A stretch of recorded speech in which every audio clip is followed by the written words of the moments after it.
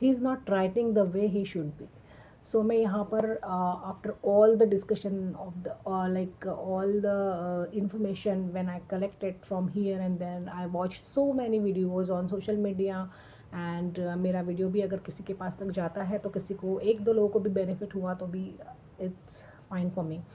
सो मैं आपको एक टिप बताती हूँ यहाँ पर, स्मॉल टिप है कि आप अपने बच्चों को, कोई भी हो, जैसे अभी इंग्लिश सब्जेक्ट होता है, मराठी होता है, हिंदी होता है और अदर लैंग्वेजेस भी होता है.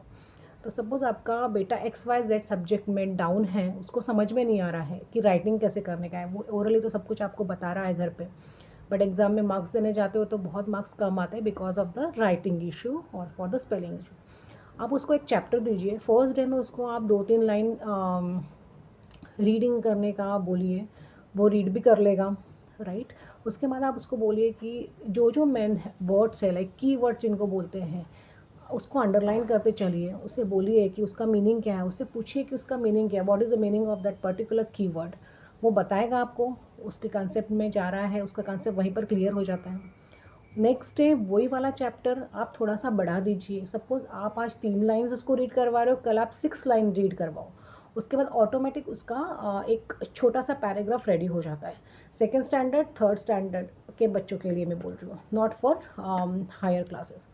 उसके बाद आप उसको बोलिए कि यही जो पैराग्राफ है उसके कीवर्ड्स से लेकर आप क्वेश्चन बनाएं कि ये वाला क्वेश्चन पेपर में back side of the chapter, हर एक चैप्टर के बाद क्वेश्चन रहता है.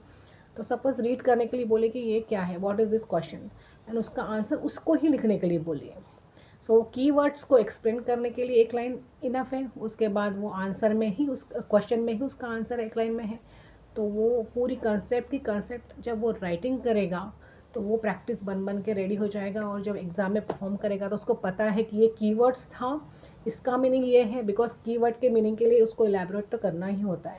सो दिस वे ट्राई करके देखिए, डेफिनेटली आपके बच्चों का डबल कंसेप्ट क्लियर होगा और वो राइट करेगा अच्छे से and he will get a good mark. Thank you so much.